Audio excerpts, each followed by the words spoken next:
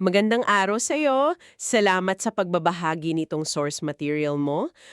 Binigyan mo kami ng isang napaka-espesipikong theological analysis at nakatutok ito sa isang malaking tanong mula sa Aklat ng Pahayag o Revelation. Isang malaking misteryo talaga? Oo, at ito yon. Merong sikat na 42 buwang timeline ng paghahari nung halimaw. Pero ang tanong, kailan ba talaga nagsisimula yan? Kailan pinapuputok yung starting gun? Kung kailan magsisimula yung countdown? Eksakto. Itong source mo, may dalawang teorya. At ang misyon natin ngayon ay himay-mayin ang bawat isa. Ang kahanga-hanga dito ay, bago pa man natin pag-usapan yung dalawang teorya, naglatag muna yung may akda ng pundasyon. Parang mga rules of the game. Oo, parang ganon.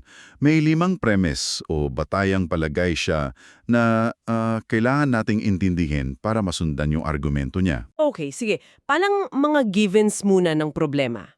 Ano yung una? Una, medyo technical. Sinasabi niya na yung unang kalahati ng isang sanlinggo o yung first half of the 7 years ay katumbas ng 42 buwan. Okay. At yung 42 buwan, katumbas din ng 1,260 araw. Mahalaga yan kasi iba-ibang unit of time ang ginagamit sa pahayag. Pero para sa kanya, iisang haba lang ng panahon yan. Okay. So parang standard unit of measurement lang. Gets. Ano yung pangalawa? Pangalawa, at dito na nagiging interesante, para sa may akda, yung 42 buwan ng paghahari ng halimaw at yung 1,260 araw ng ministeryo ng dalawang saksi, Yung two witnesses. oo, hindi sila magkasunod. Nangyayari sila ng sabay. Okay. So a single parallel timeline, habang agahari yung halimaw, nandun din yung dalawang saksi na nagpoprofesa. Hindi after you, kundi at the same time. Crucial yan, sigurado. Sunod? Pangatlo, at ito, napakahalaga sa buong timeline, yung unang pagkabuhay na mag-uli o first resurrection. Mangyayari daw yan pagkatapos ng 42 buwan. Sa puntong yun, yung mga banal, yung mga saints, dadalhin na sa alapaap. Pagkatapos nun, saka palang ibubuhos yung 7 salot. Teka sandali. So, sa pananaw na to, nandun ang mga banal sa buong 42 months ng persecution? Nandun sila. Hindi sila kukunin bago magsimula yung gulo. Grabe. Ibig sabihin, malinaw sa kanya, yung 42 buwan para sa pag-usig sa mga banal. Tapos, aalisin na sila. At yung kasunod na 7 salot, para na sa mga naiwan, 2 different phases. Gets? Eksakto. Malinaw na malinaw yan sa kanya. Ika-4 na premise, yung pagtatapon kay Satanas sa lupa, sa Pahayag 12, at yung pagbubukas nung bangin na walang hangganan yung abyss. Sa pag-ihip ng ikalimang trumpeta? Oo, para sa may akda, isang pangyayari lang yung, at mula sa bangin na to, doon lililitaw yung halimaw. Okay, so a single event. At yun ang cue para lumabas ang halimaw. So, ano yung ikalima at huling premise? Parang konektado to, direktang konektado. Ikalima, dahil galing sa bangin yung halimaw, hindi siya pwedeng lumitaw hanggat hindi nabubuksan yung bangin. Make sense? At yung bangin sa ikalimang trumpeta lang mabubuksan. So, bale, walang halimaw bago ang 5th trumpet. Yan ang starting line. Malinaw na malinaw. So, kung fifth trumpet ang pinakamaagang pwedeng simulan, ibig sabihin may dalawang sagot lang sa tanong natin. Simulan natin sa unang pananaw. Ano ang sabi nito?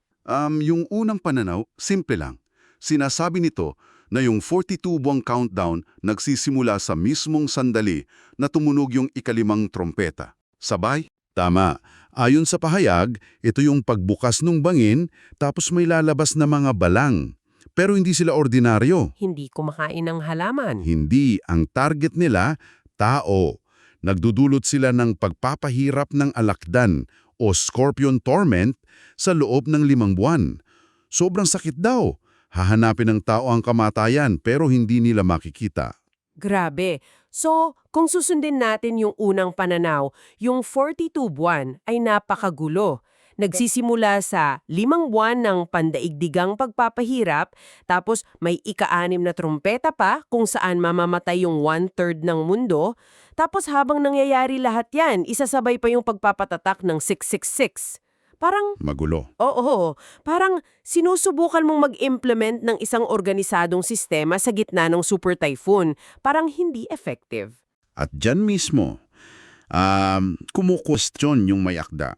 At dito napapasok yung ikalawang pananaw na siyang paborito niya. Okay, sige. Ano yung alternatibong timeline? Ang sabo sa ikalawang pananaw, yung 42 Duan hindi nagsisimula sa ikalimang trompeta. Nagsisimula ito pagkatapos ng mga kaganapan sa ika-6 na trompeta. So may delay? Kailangan matapos muna yung unang kasawiyang palad at yung ikalawang kasawiyang palad bago magsimula yung countdown. Oo. At yung ika-6 na trompeta, yan yung hukbo mula sa Euphrates na papatay sa ikatlong bahagi ng sangkatauhan. Bilyon-bilyong tao yan. Bilyon-bilyon. At ayon sa lohika ng may akda, kailangan matapos muna yung malawakang pagpapahirap at kamatayan bago pa man magsimula yung 42 buwang paghahari. Para sa kanya, magkaibang yugto to. Sandali, so ang tinitimbang niya hindi lang yung kailan kundi yung bakit. Parang psychological analysis to. Inisip niya kung ako si Satanas, ano ang pinaka-epektibong strategiya? Eksakto.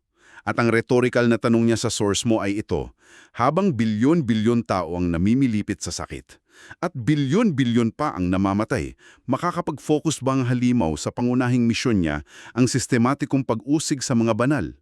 At para sa kanya, ang sagot ay, hindi. Isang malaking hindi. Kuha ko yung logika. Pero, hindi ba pwedeng yung gulo mismo ang cover? Habang abala ang lahat sa salot at digmaan, hindi nila mapapansin na may tinutugis na palang isang grupo. Magandang punto yan. Hindi niya direktang sinagot yan, pero ang argumento niya ay nakasentro sa mas malaking tanong. Ano ba talaga ang ultimate goal ni Satanas dito? At para sa kanya malinaw, hindi lang itabasta paghahasik ng gulo. So, hindi random chaos. Hindi. Yung 5 buwan na pagpapahirap, yung paggamatay ng 1/3, mga paraan lang yun para sa isang mas malaking layunin. At ano yon? Ang makuha ang ganap na kontrol sa buong mundo. Teka, so yung mga nakakakilabot na pangyayari sa 5th at 6th trumpets, hindi yon ang misming pag-uusig. Isa lang siyang shock and awe campaign. Para magpanik ang mundo at madaling makontrol. Parang ganon, isang softening of the target. Pagkatapos nun, kapag takot na ang lahat, naghahanap ng tagapagligtas. Saka palang magsisimula ang totoong misyon. Isang napakalamig na strategiya. Para sa may akda, napakastratehiko. Kapag kontrolado na ni Satanas sa pamamagitan ng halimaw ang buong mundo, hindi na niya kailangang saktan pa yung mga masasama. Kasi nasa ilalim na niya sila. Sumuko na. Oo, at dahil kontrolado na niya ang lahat, pwede na niyang ituon ang buong lakas niya sa huling piyesa na hindi pa niya nakukuha, Ang mga banal. ang mga banal. Ang kanyang buong atensyon at kapangyarihan sa loob ng 42 buwan ay para na lang sa iisang bagay, ang piliting tumalikod sa pananampalataya ang mga banal. Ito na yung focused, systematic persecution. At dito na pumapasok yung tanda ng halimaw, yung 666, tama? Exactly. Sa loob ng 42 buwan na yun, ang agenda ay sa pilitang pagsamba sa halimaw. At ang tanda para lang sa mga samba. May kondisyon. At yung kondisyon na yon, yung pagsamba, yan ang nagiging mekanismo ng pag-uusig. Dahil yung mga may tanda lang ang makakabili at makakabenta. Oo, nagiging tool ito. Hindi lang pang ekonomiya, kundi para tukuyin kung sino ang tapat sa halimaw at kung sino ang hindi. So para kang sinasabihang sambahin mo ako at mabuhay ka, o manatili kang tapat sa Diyos mo at hahayaan kitang magutom. Persecution na idisenyo para sirain ang pananampalataya. Tumpak. At para patibayin pa yan, bumalik tayo sa isa sa mga premise kanina, yung tungkol sa 2 saksi. Na nagpropesya sa loob ng 1,200 araw. Nakatumbas ng 42 buwan at kasabay ng paghahari ng halimaw. Sabi sa teksto, sa pagtatapos ng misteryo nila, papatayin sila nung halimaw na umahon mula sa bangin. Binibigyang diin nung source na patunay yun na aktibo na ang halimaw sa buong 42 buwan. Hindi siya basta sumulpot sa dulo para patayin sila. Oo nga no, kung sa dulo lang siya umiktaw, sino ang kalaban ng 2 saksi sa loob ng 1,250 araw? Dapat nandoon na siya sa buong panahon. Ganoon nga ang pagkaintindi ng may akda. At ang pagpatay sa kanila, yun ang parang grand finale ng kanyang pag-uusig bago matapos ang panahon niya. Make sense? Brother? Okay, so para malinaw sa lahat, ang takeaway dito, ayon sa lohika ng may akda, ay isang malinaw na pagkakasunod-sunod. Hindi ito isang 42 buwang gulo lang. Isang two-act play, kumbaga. Oo, Act 1, kaguluhan at pagkontrol. Yan yung ikalima at ikaanim na trampeta. Pagkatapos nun, kapag kontrolado na ang mundo, sakalang magsisimula ang Act 2, ang tsak at nakatarget na pag-uusig na tatagal ng eksaktong 42 buwan. At iniiwan tayo ng may akda na may malalim na pag-isip. Sinasabi niya, at ito ang pinaka-core ng argumento, na ang tunay na pakay si Satanas ay apostasy, ang pagtalikod ng mga banal. So yung 666, yung ekonomiya, mga kasangkapan lang. Mga kasangkapan lang para makamit yun. Para matukoy kung sino ang tumatangging sumamba. Hindi ang tanda mismo ang issue, kundi ang pagsamba. Oo. Kaya narito ang tanong na iniiwan namin para sa iyo. Batay sa lohika ng source na ito, kung ang pinakalayunin ng isang sistema ng kontrol, tulad ng tanda ng halimaw, ay hindi pang ekonomiya, kundi para piliting kang pumili ng katapatan sa Diyos o sa sistema, paano nito binabago ang pagtingin mo sa mga hamon sa pananampalataya kahit sa maliliit na paraan ngayon?